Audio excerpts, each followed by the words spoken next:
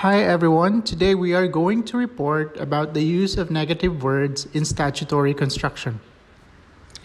This will be presented by Mayshel Oro and Rolando III G. Arsenal.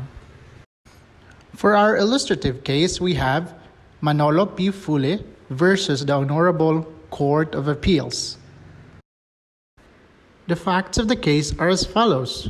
This is a petition for review on certiorari of the decision of Respondent Appellate Court, which affirmed the judgment of the Regional Trial Court, Lucena City Branch, convicting the petitioner in violation of Batas Pambansa Bilang 22 or the Bouncing Checks Law on the basis of the stipulation of facts entered into between the prosecution and the defense during the pretrial conference in the trial court.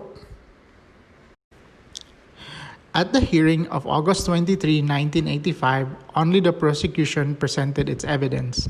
At the subsequent hearing on September 17, 1985, the petitioner-appellant waived the right to present evidence and in lieu thereof submitted a memorandum confirming the stipulation of facts.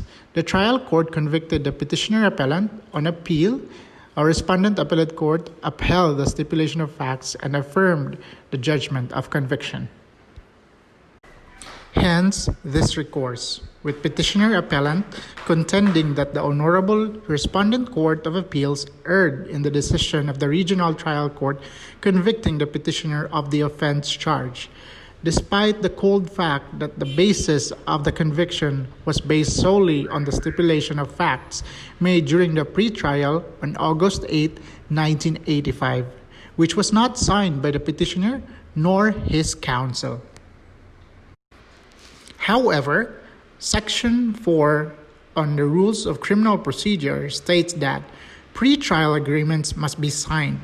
No agreement or admission made or entered during the pretrial conference shall be used in evidence against the accused unless reduced to writing and signed by him and his counsel.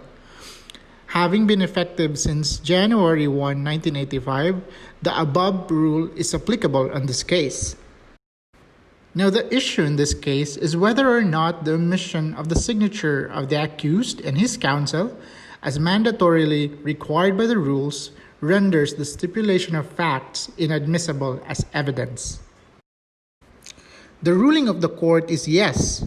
Judgment of Respondent Appellate Court is reversed, and this case is hereby ordered reopened and remanded to the appropriate branch of the Regional Trial Court of Lucena City for further reception of evidence. The ratio is that, by its very language, the rule is mandatory. Under the rule of statutory construction, negative words and phrases are to be regarded as mandatory, while those in affirmative are merely declaratory. The use of the term shall further emphasizes its mandatory character and means that it is imperative, operating to impose a duty which may be enforced. And more importantly, penal statutes, whether substantive and remedial or procedural, are, by consecrated rule, to be strictly applied against the government and liberally in favor of the accused.